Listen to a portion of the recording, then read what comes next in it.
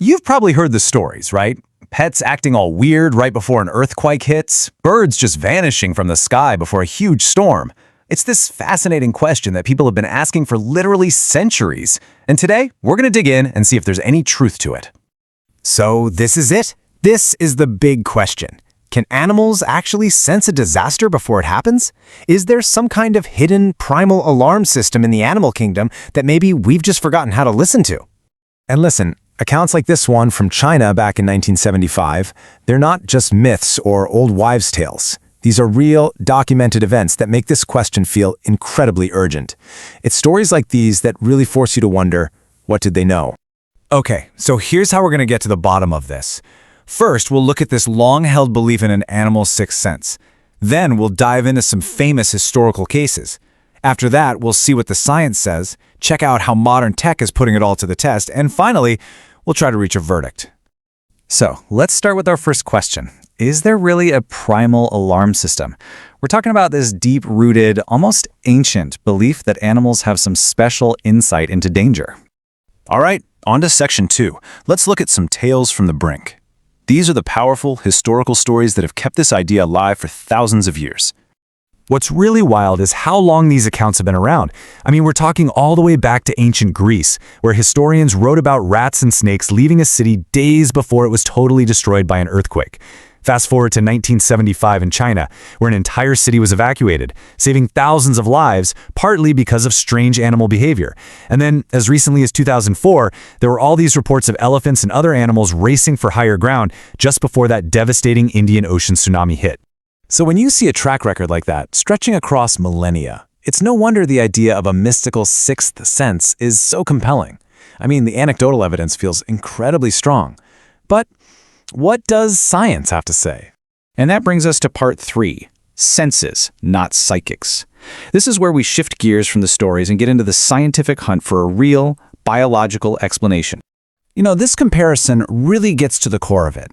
Science isn't looking for some supernatural sixth sense. It's investigating the idea of super senses. The theory isn't that animals are psychic or predicting the future. It's that they are detecting tiny physical changes in the environment, changes that are happening right now, but are totally imperceptible to us humans. Okay, so here's the leading theory for earthquakes. An earthquake actually sends out two kinds of waves. The first are called P waves, or primary waves. They travel super fast, but they're so subtle that people almost never feel them. Then come the S waves, the secondary waves. These are the slow, destructive ones that cause all the damage. The idea is that many animals can actually feel those initial P waves, giving them a natural heads-up seconds or even minutes before the real shaking starts. And it's not just about what they can feel through the ground. It's also about what they can hear. See, a lot of natural disasters, like big storms or seismic events, create this super low-frequency sound called infrasound. It's way too low for our ears to pick up, but animals like elephants and birds, they can hear it perfectly. It's like they're tuned into a whole other channel of information. Which brings us right back to that central debate, doesn't it? Are we talking about something paranormal, a true sixth sense? Or is it simply a case of animals having 5 normal senses that are just way, way more sensitive than ours? Honestly, the science is definitely pointing toward the second one. But hey, a theory is just a theory until you can prove it. Which brings us to our fourth section, the global animal sensor. This is where we see how scientists today are using some amazing technology to hunt for that proof. And I'm not kidding. This stuff is straight out of science fiction. There are these huge, ambitious projects like the Icarus Initiative that are literally turning animals into a living, planet-wide network of sensors. The way it works is just brilliant. Scientists are putting these tiny, lightweight little GPS trackers on thousands of animals all over the world. Then they track all their movements from the International Space Station. The big goal here is to see if they can spot unusual patterns in their behavior, and then see if those patterns match up with data on natural disasters. But, and this is a huge but, here's the real challenge. It's one thing to see that a bunch of goats moved to a hilltop and then an earthquake happened. That's a correlation. It is a whole other thing to prove that the impending earthquake is what caused them to move. That leap from correlation to causation, well, that's the holy grail for this entire field of research. So after all that, we land at our final section, an unanswered question.